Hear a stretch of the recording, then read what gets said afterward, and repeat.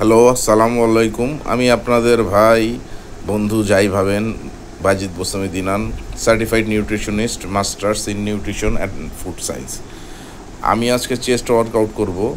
আমি আপনাদের সাথে কিছু টিপ শেয়ার করব। সেটা হচ্ছে, ওয়ার্কআউটের আগে প্রথমেই আমরা অনেকে ওয়ার্ম আপ করি না, প্রথমে যাই ওয়েট মারা শুরু করি। তো সর্বপ্রথম আজকে আমি আমার ফ্রেন্ডের সাথে ওয়ার্কআউট করব। সবার আগে আমরা ওয়ার্ম আপটা করতেছি। চেস্টের জন্য চেস্টের যা যা ওয়ার্ম আপ আছে সেই ওয়ার্ম আপগুলো করে তারপরে আস্তে আস্তে কন্টিনিউয়াসলি কী ওয়ার্কআউট করব সেটা আপনারা দেখবেন। তো দেখেন, প্রথমেই আমরা নিটা মেঝেতে রেখে, হাঁটু মেঝেতে রেখে প্রথমে আমরা হাফ পুশ ডাউন দিতেছি, তারপর আমরা ফুল পুশ ডাউনও দিব। কিন্তু প্রথমে বডিটাকে বুঝাইতে হবে যে আমরা ওয়ার্কআউটের জন্য রেডি হইতেছি। তার আগে যদি আপনারা 5-6 মিনিট সাইক্লিং করে নেন তাতেও কোনো সমস্যা নাই। কিন্তু বেশি কার্ডিও করা যাবে না, শুধু ওয়ার্ম আপ করবেন এবং ওয়ার্কআউটের পরে কার্ডিও করাটা সবচেয়ে ভালো। তো আজকে চেস্টের জন্য আমরা বেশি ওয়ার্কআউট করব না, মানুষরা তো অনেক ওয়ার্কআউট করে। আমরা মাত্র 4টা থেকে 5টা আইটেম পারফর্ম করব, সেটাতেই মোটামুটি কাজ হয়ে যাবে। এবং অবশ্যই প্রথমে খালি বার দিয়ে ওয়ার্ম আপ শুরু করব এবং আস্তে আস্তে আমরা ওয়েট বাড়াবো এবং তারপর আমরা ওয়ার্কিং সেটে যাব। মানে প্রথমে 2 থেকে 3টা আমরা লাইট ওয়েট দিয়ে ওয়ার্ম আপ সেট পারফর্ম করব, বেঞ্চ প্রেস। তারপরে আমরা আস্তে আস্তে হেভি ওয়েটের দিকে 3টা ওয়ার্কিং সেট পারফর্ম করব। এইভাবে ওয়ার্কআউট করলে আশা করি যে মোটামুটি সবার জন্য সুবিধা হবে এবং ইনজুরির চান্স অনেক কম হবে।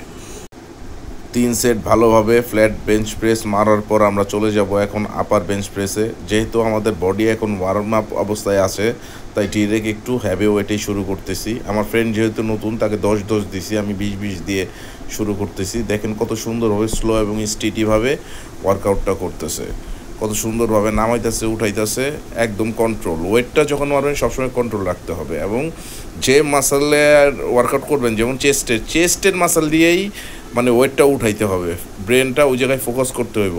হাতগুলো শুধুমাত্র আপনার একটা লিভারের মতো কাজ করবে, যেটা আপনার ওয়েটটাকে পুল করতে সাহায্য করতেছে, পুশ করতে না। তো এইভাবে ওয়ার্কআউট করলে মোটামুটি ইনশাল্লাহ আপনারা তাড়াতাড়ি প্রোগ্রেস দেখতে পারবেন। দেখেন আমার ফ্রেন্ড ওরা 2 মাসে কিন্তু মাশাআল্লাহ অনেক ভালো প্রোগ্রেস হয়েছে। তো দেখেন আমিও আমারটা শুরু করতেছি আপার আমি 20 দিয়ে করব। আমি ফ্ল্যাট লাস্ট 30 দিয়ে শেষ করে আসছি। তো আপারটা আমিও দেখেন স্লোভাবে নামাইতেছি, স্লোভাবে উঠাইতেছি। নামাইতে হবে স্লোভাবে, উঠানোর সময় একটু প্রেশার দিলেও সমস্যা নাই। এবং সবসময় যখন নামাবেন তখন ইনহেল করবেন, মানে নিঃশ্বাস নিবেন, আর যখন উপরের দিকে পুশ করবেন তখন নিঃশ্বাস বাইরের দিকে ছাড়বেন। আসলে 3 সেট হেভিভাবে সুন্দরভাবে পারফর্ম করছি। আমাদের ওয়ার্ম আপ সহ এইগুলো করতে আধা ঘন্টা সময় চলে গেছে। তারপরে আমরা মোটামুটি কেবল ক্রসে চলে যাব।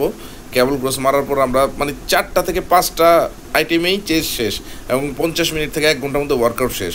তো এইভাবে ওয়ার্কআউট করা দরকার, একদম সব ব্যায়াম করতে হবে এমন কোনো কথা নাই।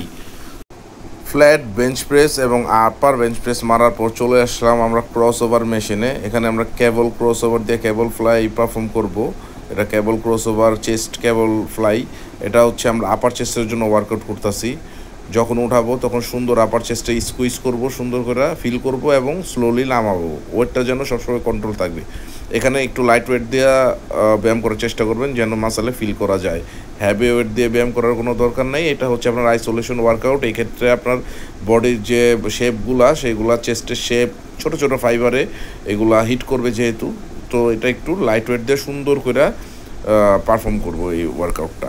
এটার পর আমরা আবার ডিক্লাইনের জন্য পারফর্ম করব। এখন এটা আমরা 3 থেকে 4 সেট কন্টিনিউ করব।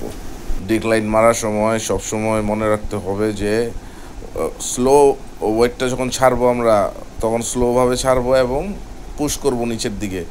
যখন আমরা উপরের দিকে হাতগুলো উঠবে তখন কিন্তু থাপ করে একবারে ঝাটকা দিয়ে উঠানো যাবে না। দেখেন স্লোভাবে হাতটা উঠতেছে, তারপরে নিচের দিকে পুশ করতেছে, মানে ওয়েটটা কন্ট্রোল করতে হবে। সব মাইরেরই ওয়েট কন্ট্রোল করতে হইব। ওয়েটটা যদি কন্ট্রোল না করে, ওয়েট যদি আপনার নিয়ে খেলে তাহলে ওয়ার্কআউট হবে না।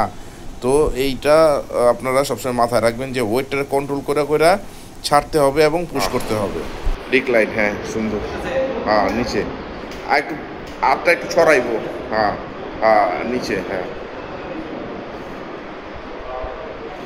এই হ্যাঁ আর একটু ছড়াইবো, এই মার, এই এবার সুন্দর সুন্দর।